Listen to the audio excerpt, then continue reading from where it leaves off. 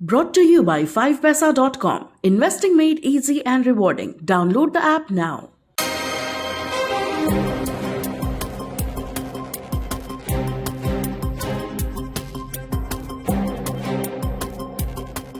आर्थिक विकास में स्टार्टअप्स के बढ़ते दबदबे को देखकर देश के पहले बायोटेक स्टार्टअप एक्सपो का आयोजन किया गया।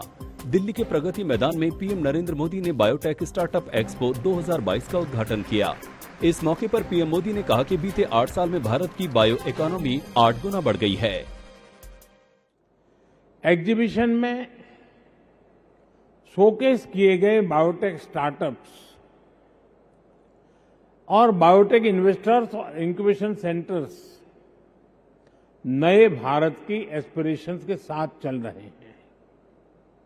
आज यहां जो थोड़ी देर पहले जो ई पोर्टल लॉन्च किया गया है, उसमें हमारे 750 बायोटेक प्रोडक्ट लिस्टेड हैं। इस एक्सपो की थीम बायोटेक स्टार्टअप इनोवेशन आत्मनिर्भर भारत की तरफ रखी गई है। ये एक्सपो उद्यमियों, निवेशकों, वैज्ञानिकों, शोधकर्ताओं, निर्माताओं और सरकारी अधिकारियों को जोड़ने के लिए एक मंच के तौर पर काम करेगा। दरअसल बायोटेक स्टार्टअप देश की तरक्की में बड़ा रोल निभा सकते हैं। इसकी वजह है कि बीते 8 वर्षों में देश में करीब 60 अलग अलग उद्योगों में स्टार्टअप की संख्या सैकड़ों से बढ़कर 70,000 हो गई है। इनमें से 5,000 से ज्यादा स्टार्टअप बायोटेक सेक्टर से जुड़े हैं।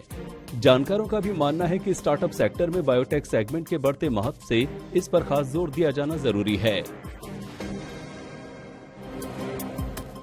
बायोटेक स्टार्टअप एक्सपो में स्वास्थ्य देखभाल, बायोफार्मा, कृषि, औद्योगिक, स्वच्छ ऊर्जा के साथ अलग अलग क्षेत्रों में बायोटेक्नोलॉजी के उपयोग को प्रदर्शित किया जाएगा।